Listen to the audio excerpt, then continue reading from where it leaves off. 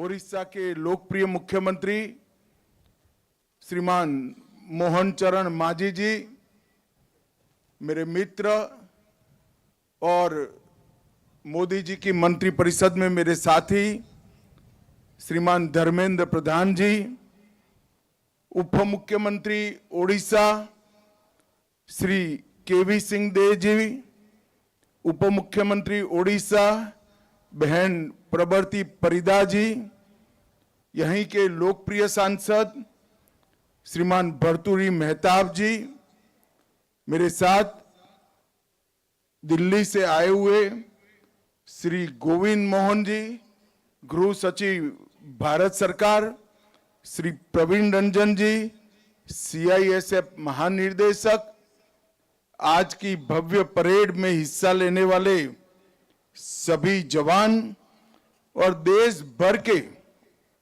अनेक औद्योगिक स्थानों की सुरक्षा कर रहे CISF के मेरे प्यारे जवान भाइयों बहनों और वो उनके सभी परिजनों को मैं हृदय पूर्वक 57वें स्थापना दिन की बहुत बहुत शुभकामनाएं और बधाई देता हूं।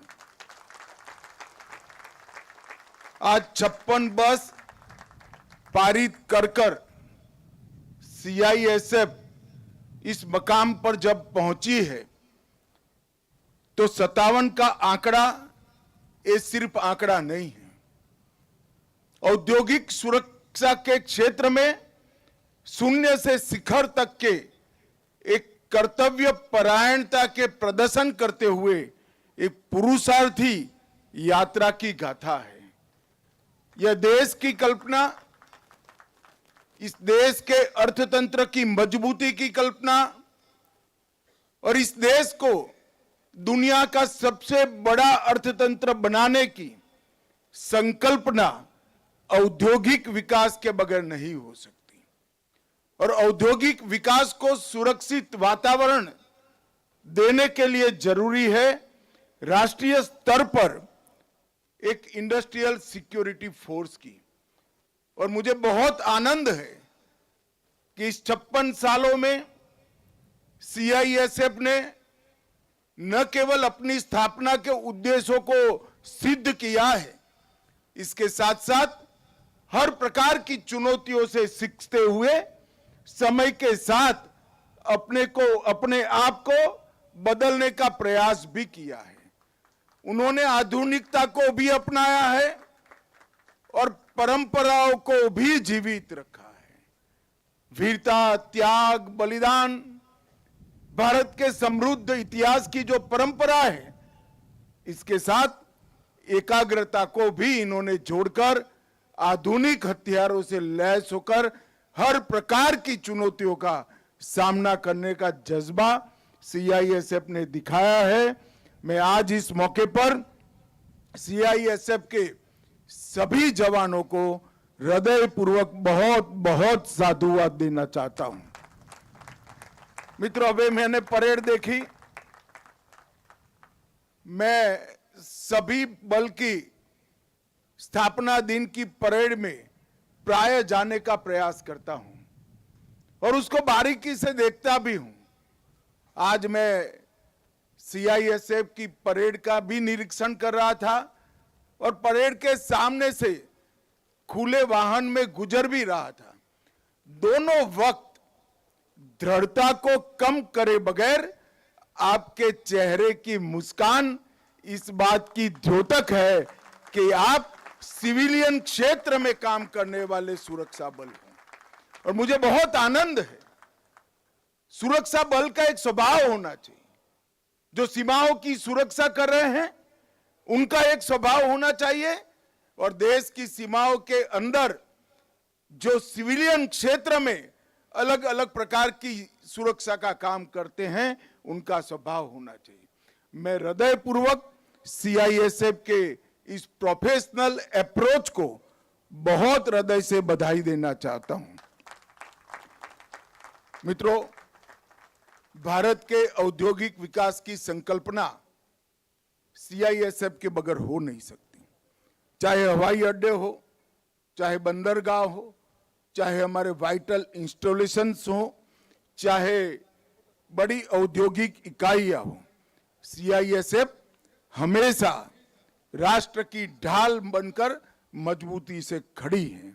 और अभी अभी इसीलिए भारत सरकार के गृह मंत्रालय ने एक निर्णय किया है कि सारी बंदरगाहों की सुरक्षा भी सीआईएसएफ को सौंपकर हम इस मामले में भी सुनिश्चित होना चाहते हैं। प्रधानमंत्री जी ने दो महत्वपूर्ण संकल्प देश की जनता के सामने रखे हैं। 2047 तक पूर्ण विकसित राष्ट्र बनना, समाज जीवन के हर क्षेत्र में पूरे संसार में नंबर 1 पर पहुंचना और 2027 तक तीसरी सबसे बड़ी अर्थव्यवस्था बनना। और इसके लिए सीआईएसएफ एक उद्दीपक की भूमिका निभा रही है, एक कैटेलिस्ट की भूमिका निभा रही है। आज यहां मेरे लिए और विशेष आनंद का विषय है कि मैं अहमदाबाद से आता हूं। हमारे यहां भी कई सालों से महाप्रभु विराजमान होते हैं। आज मैं उड़ीसा की इस भूमि पर महाप्रभु को प्रणाम करना चाहता हूं और महाप्रभु की इस पवित्र भूमि पर यहाँ ये कार्यक्रम हो रहा है, ये मेरे लिए बहुत आनंद का विषय है। कटक अपने आप में एक ऐतिहासिक शहर है। नेताजी का जन्म कटक में हुआ और लगभग 1000 वर्षों से भी अधिक कटक का इतिहास होता है। और कटक का ओडिया भाषा में मैं सही समझ रहा हूं तो इसका अर्थ ही सैन्य शिविर होता है। दो नदियों के बीच में एक व्यूहात्मक स्थान पर कई पीढ़ियों तक ये स्थान ने ओडिशा के सुरक्षा की चिंता की है। जब मैं यहां आया हूं तब राजगुरु, बख्शी जगबंधु, वीर सुरेंद्र साई, ये सभी देशभक्तों को जरूर याद करना चाहता हूं और बाजी राउत, सबसे कम उम्र में शहीद होने वाले हमारे शहीद को भी मनपूर्वक प्रणाम करना चाहता हूं। यहां आने से पहले मैंने सीआईएसएफ के शहीदों के स्मारक पर रिंग चढ़ाकर सम्मान देकर आया हूं। आज वो सभी बलिदानी सीआईएसएफ के कर्मियों के परिवारजनों को मैं कहना चाहता हूं कि आपके परिजनों के बलिदान ने देश को आर्थिक रूप से मजबूत होने में बहुत बड़ी भूमिका दी है। सीआईएसएफ हमेशा अपने कर्तव्यों से पीछे नहीं हटी। आज यहां पर 9 राष्ट्रपति विशिष्ट सेवा पदक, 2 सर्वश्रेष्ठ वाहिनी पदक, अंतर्राष्ट्रीय खेलों में प्रदर्शन करने वाले खिलाड़ियों का पदक, ये इस बात का साक्षी है कि हर क्षेत्र में सीआईएसएफ उत्कृष्ट प्रदर्शन के लिए हमेशा तैयार रहती है। अब तक 56 सालों में सीआईएसएफ के वीरता और विशिष्ट सेवा के लिए 13,700 पदक प्राप्त कर एक बल ए नाते अपनी दक्षता का परिचय दिया है। मैं ये सभी जवानों को बधाई देना चाहता हूं। मित्रों, आज यहां से 890 करोड़ की अलग अलग योजनाओं का, 5 योजनाओं का भूमि पूजन या लोकार्पण हुआ। राजरहाट का आवासीय परिसर और मैदानगढ़ी दिल्ली का आवासीय परिसर पूर्ण हो गया है और वो कई सीआईएसएफ के कर्मचारियों को, हमारे जवानों को, उनके परिजनों को रहने के लिए बहुत अच्छी सुविधाएं प्राप्त कराएगा। कामरूप, नासिक और सीहोर, ये सभी जगह आरक्षित वाहिनी के परिसर का भूमि पूजन किया गया है और आज सेंटिनल सीआईएसएफ की वार्षिक पत्रिका का भी यहां पर लोकार्पण हुआ है। मित्रों, सीआईएसएफ हमारे देश के 70 हवाई अड्डों सहित देश के 361 महत्वपूर्ण संस्थानों का सुरक्षा करने का काम कर रहा है। और इसमें इतनी वेरासिटी है, इतने अलग अलग प्रकार हैं।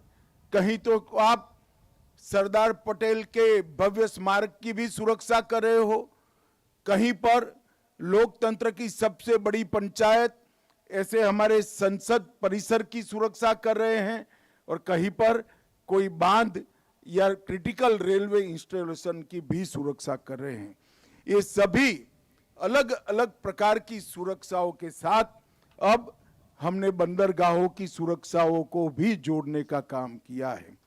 ड्रोन सुरक्षा में भी सीआईएसएफ को नोडल एजेंसी की भूमिका दी है, और इसके साथ साथ एक नए वर्टिकल कुछ बनाने के लिए भी गृह मंत्रालय ने निर्णय किया है।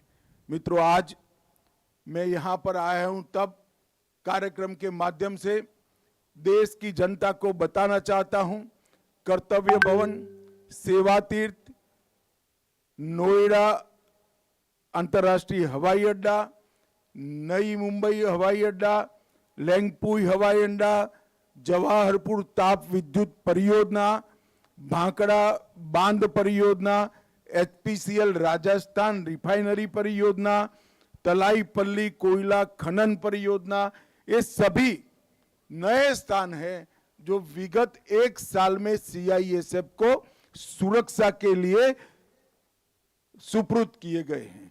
उड़ीसा के भी कई नए स्थानों इनको दिए गए हैं।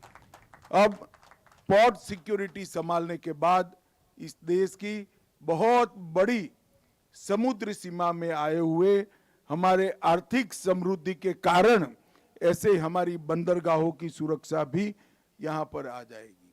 हमने 4 साल पहले सीआईएसएफ को हाइब्रिड मोड में एक मॉडल डेवलप कर प्राइवेट औद्योगिक गृहों को भी सुरक्षा प्रदान करने का आग्रह किया था। मुझे आनंद है, ये हाइब्रिड मॉडल को मैंने देखा है, बहुत अच्छे तरीके से सर्वाधिक आधुनिक उपकरणों के साथ ये हाइब्रिड मॉडल तैयार किया गया है। और अब आने वाले दिनों में सीआईएसएफ निजी औद्योगिक गृहों को भी सुरक्षा हाइब्रिड मोड में प्रदान करने के लिए तैयार हो जाएगी।